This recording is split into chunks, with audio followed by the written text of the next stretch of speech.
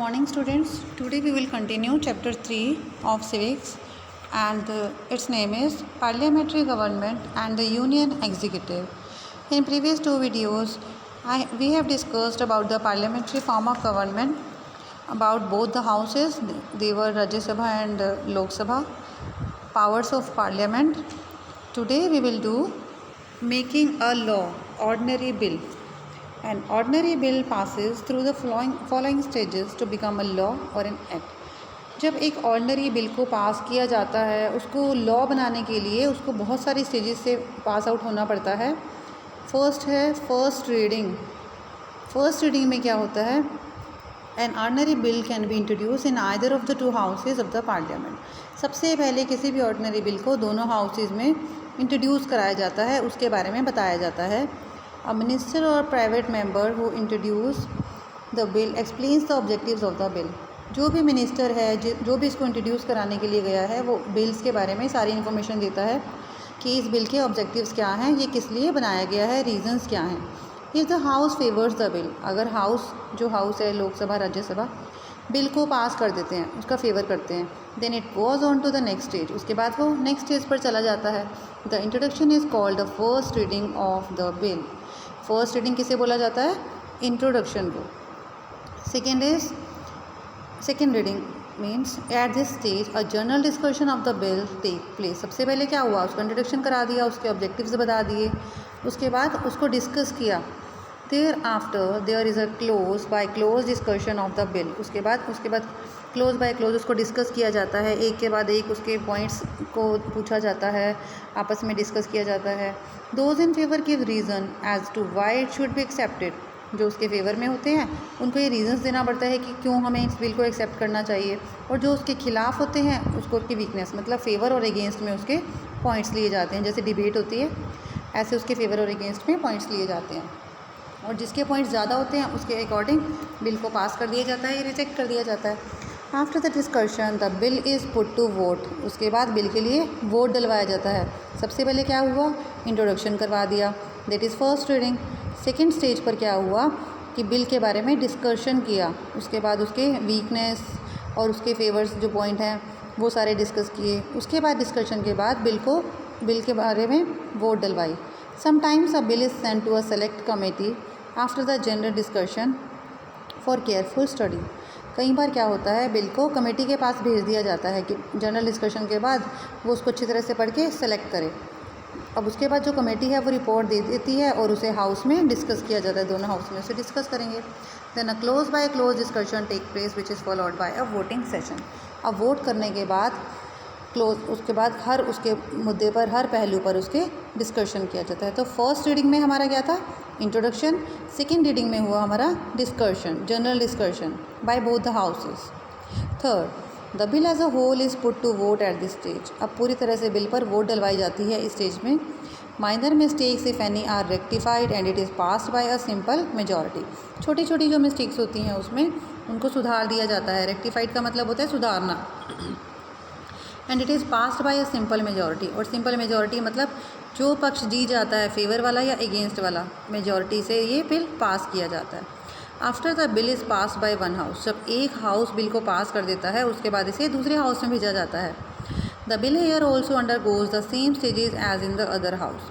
सारी प्रोसीजर अब वही से रिपीट की जाती है जो दूसरे हाउस में रिपीट हुई थी. Introduction, discussion. If pass it is sent to the president to seek his her approval. अगर ये दोनों हाउस से पास हो जाता है, पहले एक हाउस से फिर सेकेंड हाउस से, उसके बाद इसे प्रेसिडेंट के पास अप्रूवल के लिए भेज दिया जाता है. तो अब ये थर्ड स्टेप हो गया कि डिस्कशन के बाद वोटिंग करवाना और वोटिंग के बाद प्रेसिडेंट के पास अप्रूवल के लिए भेजना. If the president gives ascent.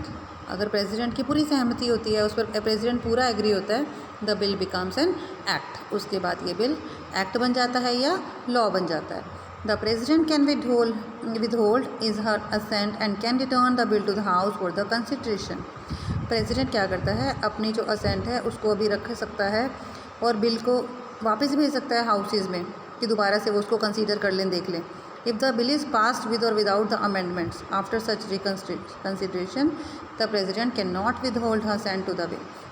जब एक बार वापस हाउसेस में भेज दिया जाता है, उसमें कोई चेंजेस नहीं आता, कोई अमेंडमेंट नहीं आती, तो रिकंसिडरेशन के बाद दोबारा से उस पर डिस्कस करने के बाद प्रेसिडेंट अब अपनी असेंट को होल्ड करके नहीं रख सकता है।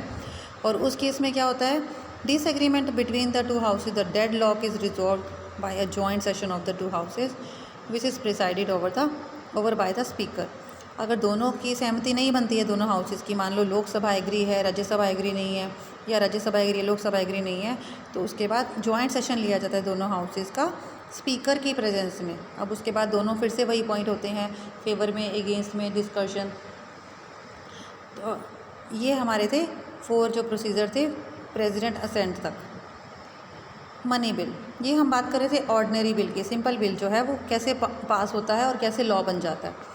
नाउ मनी बिल, अब money bill can be introduce only in Lok Sabha.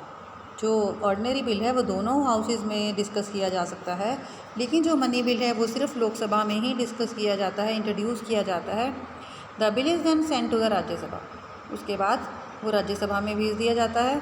Introduction कहाँ होगा, सिर्फ लोकसभा में, राज्यसभा में उसके बाद भेजा जाता है। And it has to return the bill within 14 days, और 14 डेज़ के अंदर अंदर राज्यसभा को ये बिल वापस करना पड़ता है। The upper house means Rajya Sabha में सुजेस्ट चेंजेस, जो इसमें चेंजेस होते हैं राज्यसभा वो चेंजेस भी बता सकती है कि इसमें कौन कौन से चेंजेस किए जाने हैं। Even if the changes are not accepted, अगर चेंजेस को एक्सेप्ट नहीं किया गया है, once the lower house sends it to the president, तो एक बार लोअर हाउस जो है मीन्स लोकसभा प्रेसिडेंट के पास इसे भेज सकता है।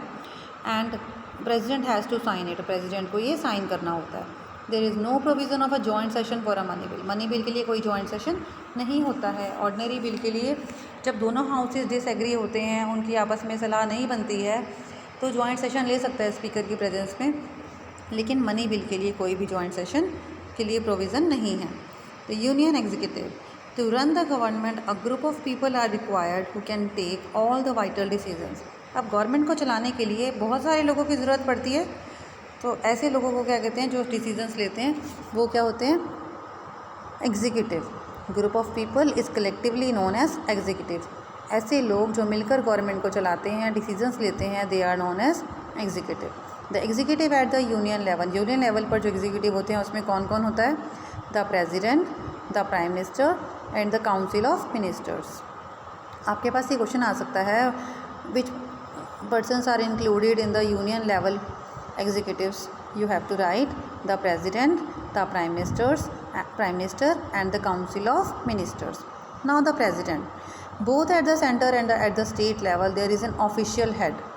सेंटर लेवल पर भी और स्टेट लेवल पर भी एक हमेशा ऑफिशियल हेड होता है, जिसके जैसे हमारे स्कूल में है, हम जब स्कूल में रहते हैं तो बच्चों के ऊपर कौन होता है, टीचर्स होते हैं, टीचर्स के ऊपर वाइस प्रिंसिपल के ऊपर प्रिंसिपल। तो हर जगह काम करने के लिए, प्रॉपर वर्किंग चलाने के लिए एक हेड की ज़रूरत होती है। इसी तरह से स्टेट लेवल पर भी और सेंटर लेवल मतलब पूरे देश को चलाने के लिए भी एक ऑफिशियल हेड की ज़रूरत पड़ती है। Official head, real head and council of ministers comprises of different categories of ministers. देखो सेंटर लेवल पर कौन होता है, president, the president at the centre, governor at the state level. The president of India is the constitutional head of the Indian union, जो हमारा centre level है India का, पूरे देश के लिए जो कॉन्स्टिट्यूशनल हेड है वो कौन है, प्रेसिडेंट, और जो स्टेट के लिए हेड होता है वो है governor. The executive authority is vested in the president, जितने भी एग्जीक्यूटिव की जो भी काम करते हैं, जो ग्रुप ऑफ पर्सनस गवर्नमेंट के लिए मिलके काम कर रहे हैं, वो सारे प्रेसिडेंट के अकॉर्डिंग करते हैं। However, since India has adopted a parliamentary system of government, the real powers are exercised by the Prime Minister. हालांकि जो हमारी गवर्नमेंट है, इंडिया है, यहाँ पर पार्लियामेंट्री सिस्टम है गवर्नमेंट का, तो जो मेन पावर्स हैं वो किसके पास होती हैं, प्राइम मिनिस्टर के पास और काउंसिल ऑफ मिनिस्टर्स के पास। It is obligatory on the part of the president to exercise all powers on the advice of the prime minister. अब ये ज़रूरी है प्रेसिडेंट के लिए कि वो जितने भी काम करेगा प्राइम मिनिस्टर की और काउंसिल ऑफ मिनिस्टर्स की एडवाइस के बेस पर करेगा। वो अपनी सारी पावर्स को कैसे यूज़ करेगा, प्राइम मिनिस्टर और काउंसिल ऑफ मिनिस्टर की एडवाइस पर।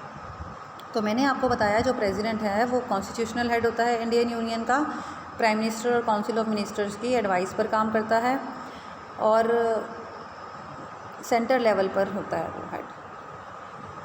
क्वालिफिकेशंस ऑफ द प्रेसिडेंट, अब प्रेसिडेंट के लिए क्या क्या क्वालिफिकेशन होनी चाहिए। Firstly he must be a citizen of India, India का सिटीज़न होना चाहिए, 35 ईयर एज होनी चाहिए, लोकसभा का मेंबर होने के लिए क्वालिफाई होना चाहिए उसे, जितनी भी लोकसभा के मेंबर की क्वालिफिकेशंस हैं वो होनी चाहिए। और कोई भी ऐसा प्रॉफिट वो नहीं लेना चाहिए जो सेंट्रल, स्टेट या लोकल गवर्नमेंट के अंडर हो, मतलब किसी गवर्नमेंट जॉब में नहीं होना चाहिए। ही और she should not be a member of the parliament और स्टेट लेजिस्लेचर, और ना ही किसी पार्लियामेंट का या स्टेट लेजिस्लेचर का वो मेंबर हो। अगर ये सारी कंडीशंस वो फुलफ़िल करता होगा तभी वो प्रेसिडेंट बन सकता है। अपॉइंटमेंट, अब प्रेसिडेंट को अपॉइंट कैसे किया जाता है? The president of India is elected indirectly bye N electoral college. President को कैसे इलेक्ट किया जाता है? इनडायरेक्टली, वोटिंग के थ्रू, इलेक्टोरल के थ्रू।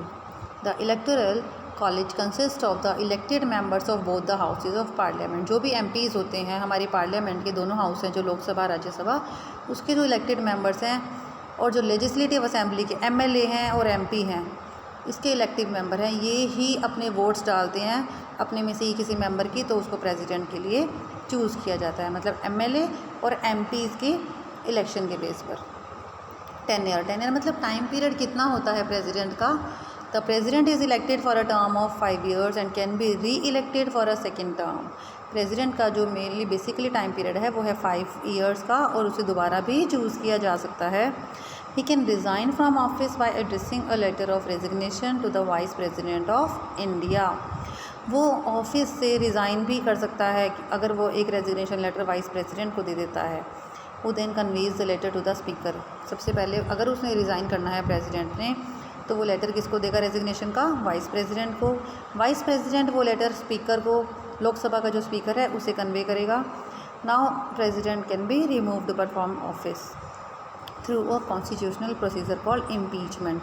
तो उसके लिए ये प्रोसीजर अपनाया जाएगा इम्पीचमेंट का, इसके थ्रू ही उसे हटाया जाएगा। मतलब पूरा प्रोसीजर होगा कॉन्स्टिट्यूशन के अकॉर्डिंग, जो जो रूल्स होते हैं उसको फॉलो किया जाएगा, तभी प्रेसिडेंट को हटाया जा सकता है, और इस प्रोसीजर को हम क्या कहते हैं? Impeachment.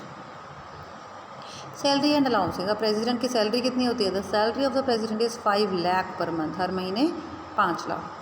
He she is entitled to other allowances as permissible by law in force from time to time. जैसे कि टाइम टू टाइम लॉ में अमेंडमेंट्स आते रहते हैं, जो लॉ परमिशन देता है, तो उसको दूसरे अलाउंस भी दिए जा सकते हैं। जो बेसिक सैलरी है वो है 5 लाख। इम्पीचमेंट क्या है? The president can be impeached only for violation of the constitution. Violation क्या होता है? अगर प्रेसिडेंट कॉन्स्टिट्यूशन को के रूल्स को फॉलो नहीं करता है, उसके खिलाफ कोई स्टेप उठाता है, the impeachment process can be started. उसके बाद इम्पीचमेंट प्रोसेस स्टार्ट हो जाती है by either of the 2 houses of parliament. Parliament के दोनों हाउस से स्टार्ट करते हैं, they are Lok Sabha and Rajya Sabha. The process of impeachment includes the following steps. अब इम्पीचमेंट्स में कौन कौन से स्टेप्स होते हैं? First, specific charges have to be brought against him her by a 2/3 majority of the house. जो भी हाउस के 2/3 मेंबर्स हैं, जो वो कहते हैं उतने चार्जेस उसके खिलाफ लगाए जाएंगे, उसको उतने चार्जेस देने पड़ेंगे। जो भी उसके खिलाफ, जो भी वो कहते हैं कि उसको ये पनिशमेंट देनी चाहिए, वो उसको दी जाएगी। The other houses investigates the charges. जो दूसरे हाउस हैं वो इन चार्जेस को इन्वेस्टिगेट करते हैं कि जो 2/3 मेजॉरिटी ने लगाए भी हैं वो ठीक हैं या नहीं। If the investigating house also passes a resolution with a 2/3 majority sustaining the charges. तो अगर इन्वेस्टिगेटिंग हाउस ने ये रेजोल्यूशन, ये प्रस्ताव पास कर दिया कि जो मेजॉरिटी ने चार्जेस लगाए थे वो सही थे, then the president is removed. President को हटा दिया जाता है। We will discuss the powers of president in next video. Till then you have to read these 2 pages. Thank you.